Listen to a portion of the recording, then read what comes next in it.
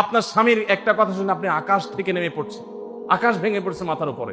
কি এটা বললো সে, আপনি ডিপ্রেসড হয়ে যাচ্ছেন। আরে বোন, ডিপ্রেসড হচ্ছেন কেন? এটা কেন?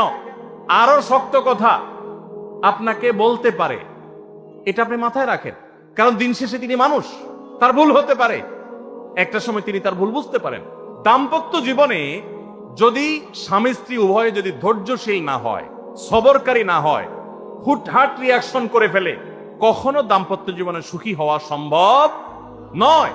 মনে রাখতে হবে, একসাথে থাকতে গেলে, দুইটা পাতিল একসাথে থাকতে গেলে টুনটান লাগে না, বাধে হয় না? দাম্পত্য জীবনে টুকটাক সমস্যা হবেই, এটা প্রত্যাশিত। মনে রাখবেন, এই জিনিসটা যদি আপনি আগে থেকে মাথায় রাখেন, তাহলে আপনার কষ্ট অনেকখানি দূর হয়ে যাবে। আমরা অনেকে আকাশ থেকে নেমে পড়ি। কি বলে? এত বড় সাহস, এই কথা বলতে পারে? কেন ভাই আশ্চর্য হচ্ছেন কেন? এর চেয়ে বেশি কথা বলতে পারে। মাথা বাড়ি মারছে? আরে ভাই, ছুরি মারে নাই যে শুকর আদায় করেন। বুঝেন নাই কথা? একই কথা বোনদের জন্য প্রযোজ্য। আমার মা বোন যারা শুনছেন তাদেরকেও বলছি,